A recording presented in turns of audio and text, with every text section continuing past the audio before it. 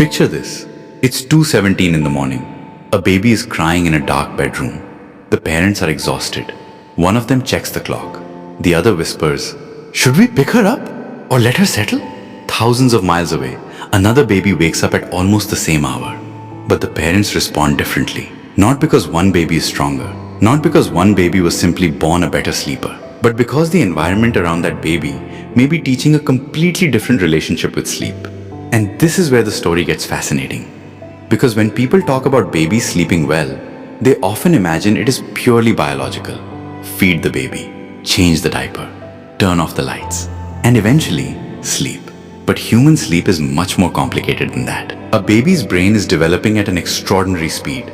Their nervous system is still learning what nighttime means, what separation feels like, and whether waking up requires immediate attention. And the way adults respond to those moments can gradually become part of the baby's sleep environment.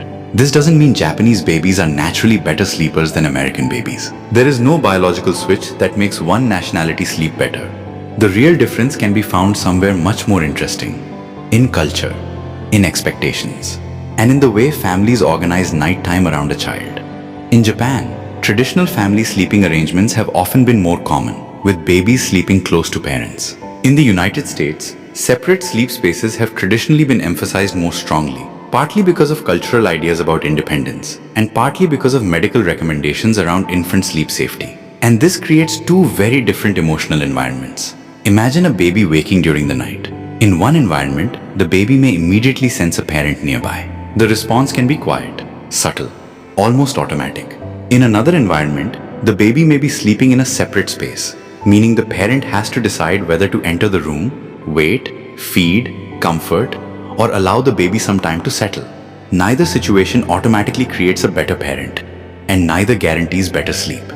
But here's the twist. Babies don't experience sleep as a simple decision.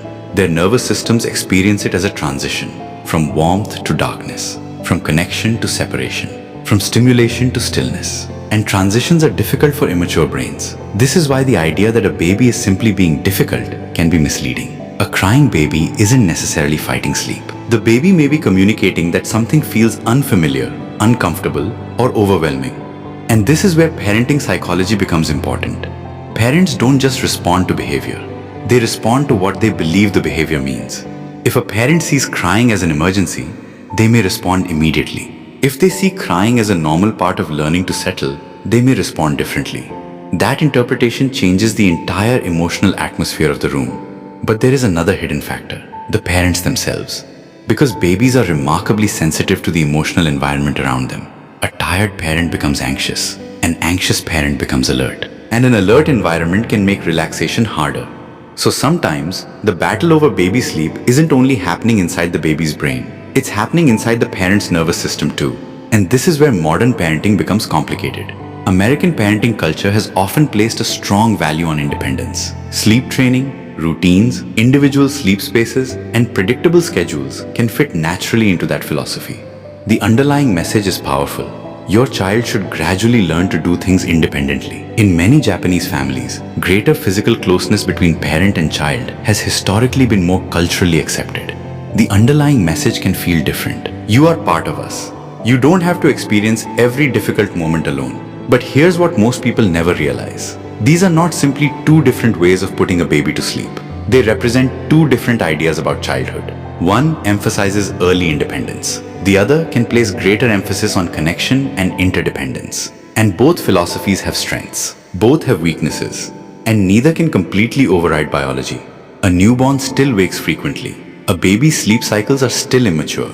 Hunger is still hunger. Discomfort is still discomfort. And no parenting philosophy can negotiate with a developing nervous system. This is why comparing Japanese and American babies as if one group possesses a secret sleep gene misses the deeper story. The real question isn't, which babies sleep better? The real question is, what kind of environment helps a developing human feel safe enough to sleep? Because sleep isn't only about darkness, it's about predictability, comfort, routine, temperature, feeding, attachment, and the feeling that nighttime is not something to fear.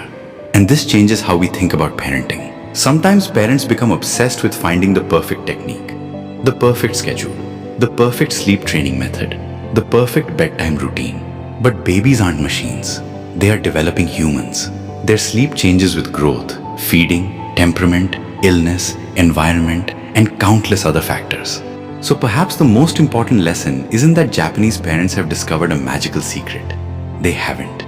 The deeper lesson is that culture quietly shapes the expectations we bring into the bedroom. It tells us what good sleep should look like, how independent a baby should be, how quickly a baby should settle, and even how much nighttime crying we consider acceptable. And once you understand that, you begin to see parenting differently. Because the question is no longer, how do I make my baby sleep? It becomes, how can I create an environment where my baby gradually learns that sleep is safe? That is a very different question.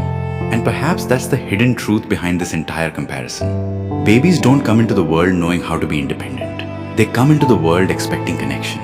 Independence develops slowly, through thousands of tiny experiences where a child learns, I am safe, I can handle this.